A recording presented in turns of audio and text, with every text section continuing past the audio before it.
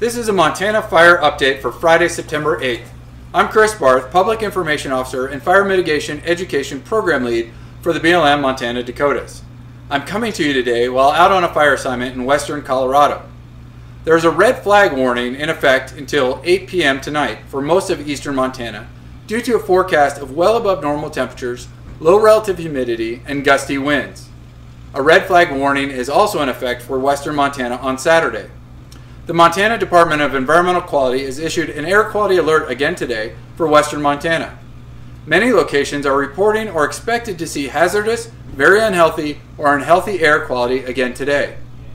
Given all the fire activity in Montana, it can be easy to overlook the fact that there are active wildland fires burning across large portions of the western United States.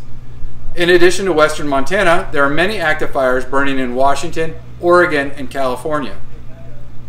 We are at preparedness level 5 nationally with over 130 active fires, covering nearly 2 million acres and over 26,000 people on fire assignments.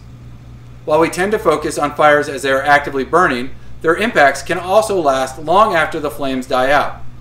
In some cases, a plan of action needs to be developed to protect people and property from issues that arise following a wildfire, like erosion or landslides. So for instance, on the July fire, the emergency stabilization and rehab crew comes in after the fire perimeter has been contained. There can still be hot spots, but the team goes into the blacked areas to evaluate risks such as the human life and safety, emergency stabilization on soil erosion or water erosion issues, on cultural inventory, places that we may have had damage to cultural resources, and also we have to evaluate, once we figure out all those risks, how we're going to monitor this area. So for instance, up on that July fire, we identified that soil and water erosion impacts could potentially be a hazard to the community of Landusky. And so we had to go in there and find out how could we put treatments in there to reduce the soil and water movements into those communities and to protect the private land holdings that are around that fire perimeter. Bringing our focus back to the current fire situation here at home, the Northern Rockies has been in preparedness level 5 since August 10th.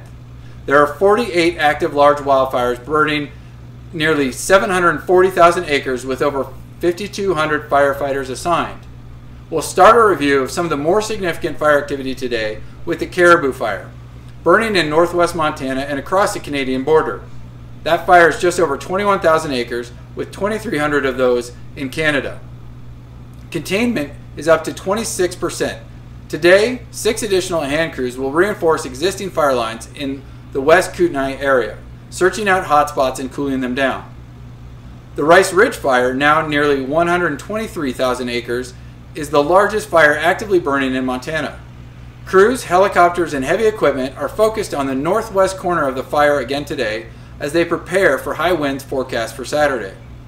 The Liberty Fire is located 17 miles southeast of Arlee. It is over 23,000 acres and 17% contained. The southeast perimeter continues to be the priority.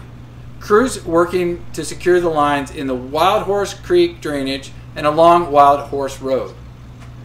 The West Fork Fire is burning northwest of Libby. It is 8,700 acres with zero containment. Firefighters have successfully completed burnout operations the past 2 days. This is to increase the buffer between the active fire and residences in the area. There is a community meeting tonight at 6 p.m. in Libby. The Alice Creek Fire has topped 23,000 acres. It is located 16 miles northeast of Lincoln. Firefighters are concerned with today's forecast for late afternoon and evening thunderstorms and gusty winds predicted for Saturday.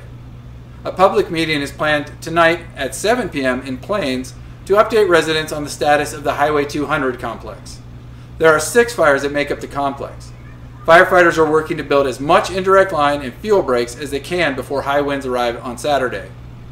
As always, for the latest information on these and other fires burning around Montana and the nation, go to inciweb.nwcg.gov. If you're planning to be outdoors this weekend, please be careful with any activity that might cause new wildland fires. Almost all of Montana is under some kind of fire restriction, so please check firerestrictions.us before you work or play outside. Thanks for joining us again today.